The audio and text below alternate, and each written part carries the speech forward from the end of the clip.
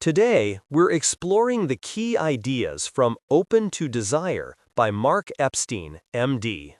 This is an independent educational overview, enriched with our own integrative analysis and actionable exercises. Think of it as a guided reflection to spark your own insights, not a replacement for reading the book itself.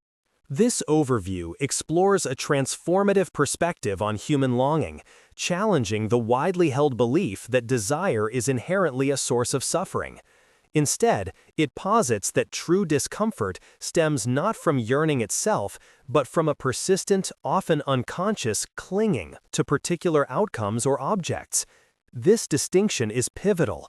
Natural desire, a vibrant spark of life, can be a potent catalyst for growth, creativity, and deeper connection, while its distorted cousin, clinging, binds us to an endless cycle of dissatisfaction. Traditionally, many spiritual and philosophical paths have advocated for the suppression or complete eradication of desire, viewing it as a distraction from higher truths or the root of all unhappiness. This often leads to a subtle form of denial, where genuine human drives are either ignored or demonized. However, such an approach can foster apathy or lead to suppressed urges re-emerging with greater intensity, as the fundamental human spirit yearns for engagement. The book argues for a more integrated path, often termed the middle way or left-handed path, which doesn't seek to eliminate desire, but to understand and transform it. This involves learning to hold our longings lightly, much like an object in an open palm, allowing for mindful engagement without the desperate grip of attachment. Through this lens, desire becomes a profound teacher, expanding our awareness and liberating the mind. It's an invitation to explore the multifaceted nature of our yearnings, both sensual and spiritual, as interwoven aspects of a unified self, ultimately leading towards wholeness and an authentic experience of life's inherent richness. Reclaiming longing's transformative power. At its heart, human longing is not merely a relentless drive towards external acquisition or fleeting satisfaction. It is a profound, often misunderstood current within the human spirit. This innate urge, when properly understood, serves as a powerful conduit for personal growth and spiritual insight, rather than a mere source of suffering. Many ancient narratives, far from advocating for the mere suppression of desire, subtly champion its potential to refine and deepen our very experience of existence. Consider a timeless epic that weaves a story of lovers, separated and reunited, their journey a profound allegory for the conscious engagement with desire. This narrative suggests that the inherent gap between individuals, even those deeply bound by affection, is not a flaw to be overcome, but fertile ground for cultivation. The periods of distance and yearning between the protagonists are depicted as essential phases, allowing for the development of deeper wisdom and compassion. Here, separation isn't punitive, it's a crucible where emotional maturity is forged. The epic reveals that the drive to possess or control another, often personified by an antagonist consumed by possessive hunger, is a distortion of genuine longing. This grasping impulse, a tenacious fixation on an idealized outcome, inevitably leads to dissatisfaction and perpetuates distance. In stark contrast, the beloved's unwavering focus on a pure, unadulterated yearning, even amidst captivity, exemplifies desire free from clinging. Crucially, an intermediary figure, often representing the mind's agility and capacity for insight, bridges this chasm. This figure's actions underscore the importance of mental clarity in navigating the spaces created by egoic possessiveness. By working to dismantle the tendency to reduce a beloved to an object, this figure paves the way for appreciating another's subjective, elusive essence. This dynamic teaches that true intimacy blossoms not from dissolving into another, but from understanding and respecting the very distinctness that exists between us. Thus, desire, in a profound paradox, both creates and resolves the sense of incompleteness, guiding us towards a deeper connection born from acceptance rather than possession. This integrated approach resonates with the concept of a middle way, one that consciously avoids the extremes of both excessive sensory indulgence and rigid asceticism. It proposes a balanced method for holding desire, not eradicating it. Imagine a silent gesture where a revered teacher holds up a flower, conveying a truth beyond words. While often interpreted as a teaching on pure presence, this gesture can also hint at desire's deeper significance. In many cultural contexts, flowers symbolize desire itself, suggesting that even in stillness, yearning can possess an inherent, almost sacred quality. The one who truly understands smiles, recognizing that desire, infused with stillness, carries its own intrinsic wisdom. This perspective, often termed the left-handed path, suggests that desire, when approached mindfully, can become a vehicle for profound awakening, not an obstacle.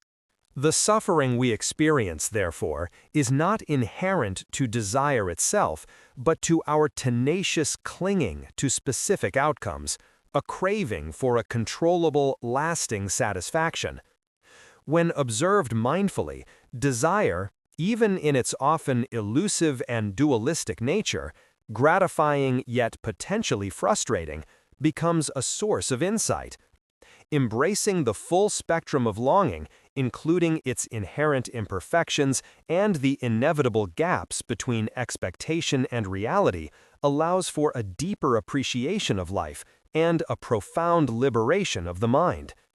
Figures of great spiritual authority have echoed this, transitioning from viewing desire as a poison to recognizing it as a potent energy capable of transformation, much like a creature that thrives on substances others find toxic. This advanced understanding underscores that our deepest spiritual and erotic longings often spring from the same wellspring of vital energy, making the conscious engagement with desire a potent path to liberation. Releasing the grip. The path of non-clinging. The human experience is perpetually shaped by the twin forces of anticipation and subsequent fulfillment, yet this often leads to a paradoxical sense of dissatisfaction. Even when an eagerly sought experience or object is attained, the reality frequently falls short of the imagined ideal, leaving behind a subtle, restless yearning for something more. This inherent disparity between expectation and reality is not a flaw in life itself, but a powerful indicator of our tendency towards clinging, a relentless grasp for control and an unyielding attachment to specific outcomes. This profound flavor of separation is acutely felt in intimate relationships. Despite the deepest bonds, individuals remain distinct, possessing their own subjective worlds, freedoms, and inner lives. When our expectations for absolute merger or complete understanding are unmet, we may react by demanding more from our partners, engaging in compulsive behaviors, or even withdrawing. Yet this unavoidable sense of otherness and incompleteness is not a failing. It's a profound opportunity for insight. By observing feelings of loneliness and dissatisfaction without immediate judgment, we can uncover deeply ingrained beliefs about ourselves, perhaps a sense of being inherently unworthy or incomplete. When these self-perceptions, which are ultimately fluid and unfixed, are acknowledged and accepted rather than fiercely clung to, a liberating sense of inner spaciousness can emerge. This shift allows for a more honest and compassionate engagement with our inner landscape, fostering a deeper understanding of the fluid nature of the self. The journey towards genuine desire demands two critical internal shifts. First, we must bravely enter the inherent gap that longing creates, acknowledging the space of separation and incompleteness. Second, an unsparing confrontation with our clinging patterns is essential, identifying its manifestations in all aspects of life and refusing to rationalize its presence. This self-examination operates on both subtle and overt levels, We observe how we cling to pleasant thoughts or resist uncomfortable ones, much like a child resisting parental departure. More broadly, our daily lives reveal fixations, particularly in relationships where desire is reduced to mere clasping. We might compulsively chase satisfaction through external means, seeking to evade the profound sense of incompleteness that genuine desire can unveil. Emotionally, clinging often manifests as an insistence that others fulfill our every expectation, treating them as extensions of our own desires rather than autonomous beings. At the root of this persistent fixation lies a fundamental misapprehension, the mistaken belief that impermanent people or objects possess a fixed, inherent identity capable of providing ultimate, lasting satisfaction. This leads the mind into an obsessive pursuit of external sources, inevitably culminating in disappointment when they fail to meet our inflated demands. Desire naturally springs from our inherent incompleteness. The dangerous fantasy is believing that an external union will miraculously complete us, thereby granting undue power to the object of our longing. This insatiable craving for an imagined wholeness finds a powerful metaphor in ancient wisdom traditions: the hungry ghosts. These beings exist in a state of chronic deprivation, perpetually seeking nourishment but anatomically unable to truly digest it. They vividly represent the futile cycle of unfulfilled longing, a parallel to psychological patterns where past wounds are endlessly reenacted. This hungry ghost dynamic ensures that no true satisfaction is possible. Attempts at gratification only intensify the underlying hunger.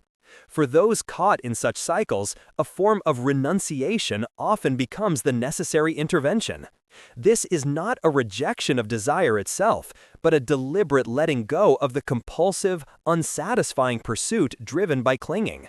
Stories of individuals trapped in repetitive, self-destructive behaviors highlight how a decisive break from these patterns, even a stark cessation of the harmful activity, can create the vital space needed for insight and liberation from the cycle of craving and self-condemnation.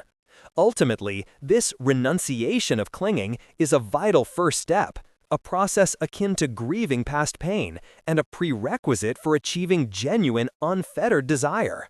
It's an act of deep self-awareness, a spirit of emergence that blossoms from a radical disillusionment with the endless, often unsatisfying cycles of seeking external validation. This profound sadness regarding the mundane, a weariness with desire's insatiable demands, and a clear-eyed acknowledgement of how often our pursuits are dead ends that fail to deliver genuine fulfillment, this disenchantment is not despair, but a hopeful turning point, paving the way for liberation. It advocates not for turning away from desire, but for forsaking the compulsive actions and clinging behaviors that desire often inspires. By letting go of the dead-end fantasy of perfect external validation, we allow for a profound internal shift, revealing an inner light. Just as sorrow can carve a deeper capacity for joy, renunciation creates an expansive space for desire to flourish authentically. The art of openness. From possession to presence. Desire undergoes a profound metamorphosis when we shift its focus from mere acquisition and possession to a deeper engagement with being and authentic presence. The conventional approach to desire, which often treats the external world and other individuals as objects to be manipulated for satisfaction, frequently leads to frustration and a sense of disconnection. True longing, however, seeks a different mode, one where individuals evolve from being objects of desire to becoming empowered subjects who actively desire. This pivotal shift is echoed in various psychological and spiritual frameworks. It distinguishes between an active, doing energy that pursues and a more receptive, being energy that embraces and allows. Imagine an ancient deity embodying both active and receptive qualities, seamlessly integrating traditionally masculine and feminine attributes. This illustrates how our longing can move from an external, grasping pursuit to an internal, conscious engagement with our own agency. Many cultural narratives have historically labeled individuals, particularly women, as objects, implicitly asking what is wanted from them rather than empowering them to articulate what they truly desire. The journey is therefore about reclaiming one's subjective voice, transitioning from being a passive recipient to an active participant in one's own desires. A central aspect of this deepened, subject-oriented desire is the longing not for absolute merger or forceful penetration, but for space. This isn't merely physical distance, but an interpersonal expanse that honors the individuality of all parties, creating room for self-discovery and authentic connection. It is the subtle, necessary breathing room a person needs to truly engage, fostering a dynamic where individuals meet at the edges of their distinct selves.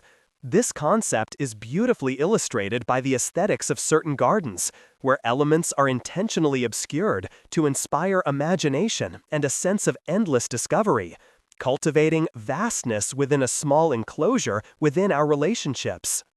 This journey, from an object-based mode to one of mutual subjectivity, is crucial for everyone. While a symbolic drive for individuation and active longing can propel us forward, an insistent clinging to objectification ultimately stifles true fulfillment.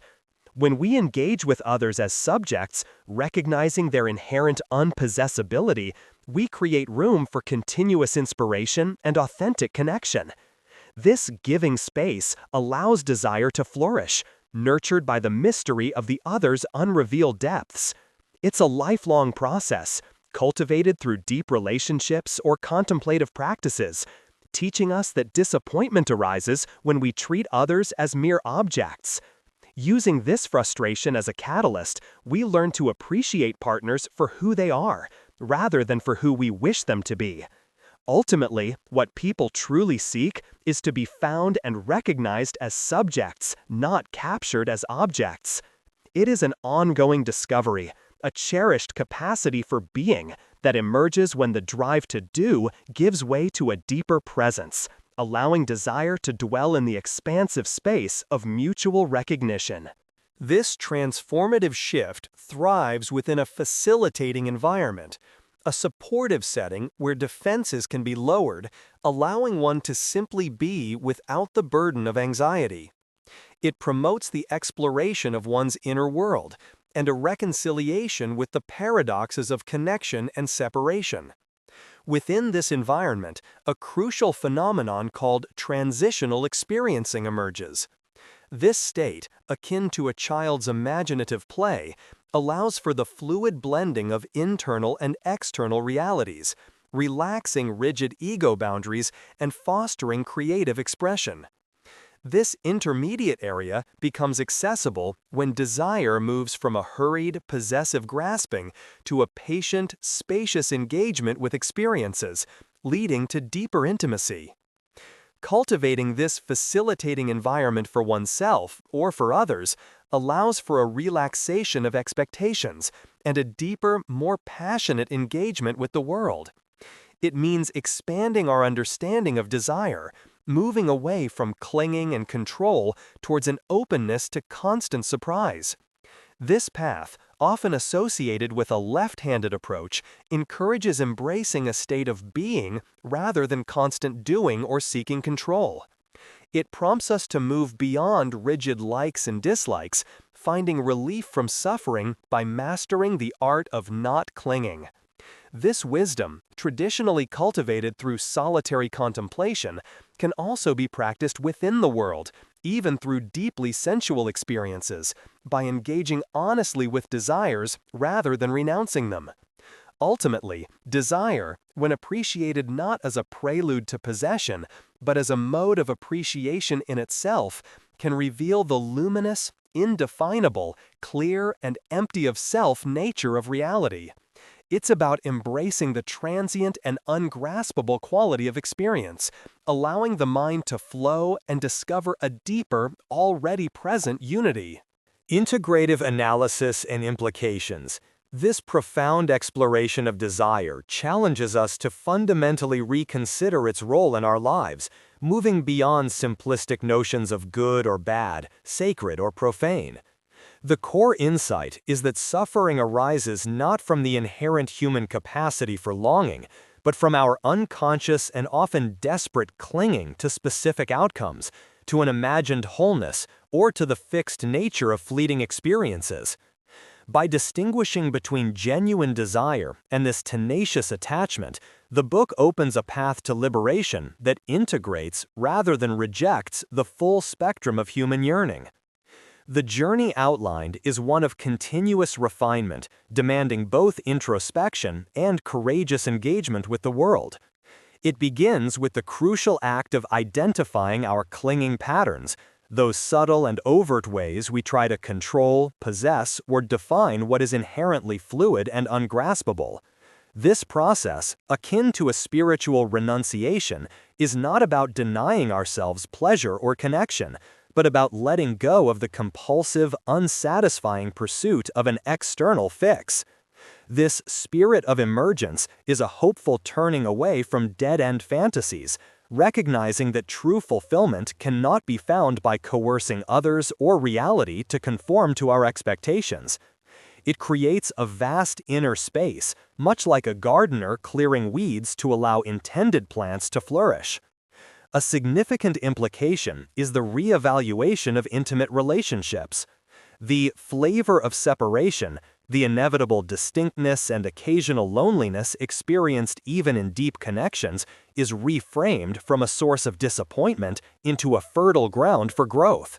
By allowing this space, we move from treating others as objects designed to complete us to recognizing them as unique, unpossessable subjects.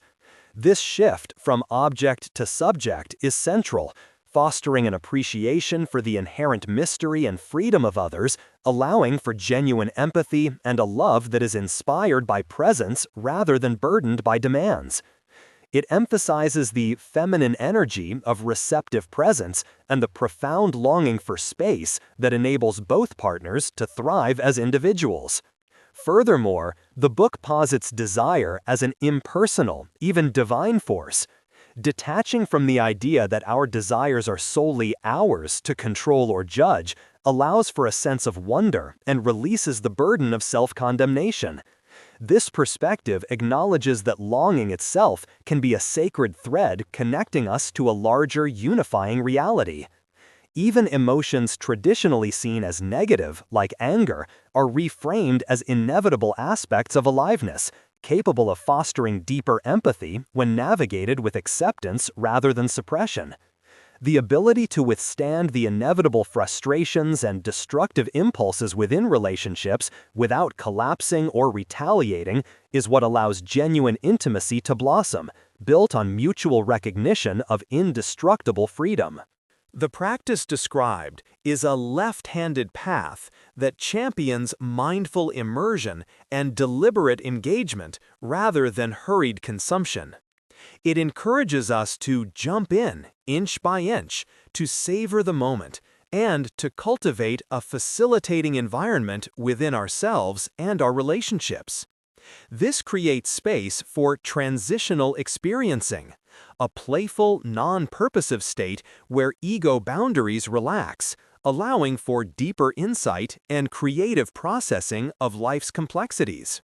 Ultimately, this approach leads to an experience of non-duality, where the observer and observed, the sensual and the spiritual, merge into a seamless, luminous awareness. It's a journey not of achieving a new state of wholeness, but of realizing an already present unity by letting go of the illusion of separation. This transformed relationship with desire promises not the cessation of longing, but a richer, more authentic, and liberated way of experiencing life's profound joys and challenges. Actionable exercises. How-to. The Mindful Longing Inventory. Begin by identifying a specific, non-urgent desire you currently hold. It could be for a new skill, a particular experience, or a minor personal aspiration. For 1 week, Practice observing this desire without taking immediate action to fulfill it. Each day, spend 5 to 10 minutes simply noticing the sensation of longing in your body and mind. What does it feel like? What thoughts or images arise? What happens to the intensity of the desire if you simply sit with it? Distinguish between the pure yearning and any associated urges to cling to a specific outcome or future satisfaction. The goal is to cultivate awareness of desire as an impersonal energy, freeing it from the immediate demand for gratification. 2. Embracing the flavor of separation. Choose a close relationship in your life. Example: partner, friend, family member. For 3 days, deliberately focus on recognizing and appreciating the inherent distinctiveness and subjective experience of this person. When you feel a subtle pang of longing for them to be different, to fully understand you, or to completely merge with your experience, pause. Instead of reacting or demanding, acknowledge this flavor of separation. Ask yourself, what if this gap is not a flaw, but a space for growth? Practice mentally giving space to their individuality and your own, observing how this shift in perspective impacts your sense of connection and appreciation. 3. The unpossessable object contemplation. Select an object in your immediate environment that you admire or feel a mild attachment to, perhaps a piece of art, a plant, or a beautiful view. Spend a few minutes contemplating this object, not with the intention of owning it or manipulating it, but purely with a sense of beholding. Recognize its inherent unpossessibility. You can appreciate it, but you cannot truly own its essence or control its existence. Notice if any subtle clinging arises, e.g., wanting it to stay exactly as it is, or wishing it were yours. Gently release these thoughts, allowing the object to simply be in its independent reality. Extend this practice to your interactions with people, seeing them as equally unpossessable subjects. 4. Cultivating a facilitating environment for inner play. Think of a recurring personal challenge or difficult emotion you tend to intellectualize or suppress. Instead of direct confrontation, create a facilitating environment for it. This could involve designating a specific quiet time and space where you allow yourself to play with the emotion in a non-purposive way. This might mean drawing or scribbling freely, humming, or even engaging with a transitional object like a comfort item, e.g., a smooth stone, a soft blanket, to hold and process the feeling. The goal is to lower your defenses, suspend rigid judgment, and allow creative expression to gently reveal insights without pressure for immediate resolution. 5. The inch-by-inch immersion. Identify an activity or experience you often rush through or approach with apprehension, e.g., starting a new task, having a difficult conversation, or even simply eating a meal. Instead of jumping in, commit to approaching it inch by inch. If it's a meal, savor each bite deliberately, noticing textures and flavors before moving to the next. If it's a conversation, consciously slow your responses, fully listening before speaking.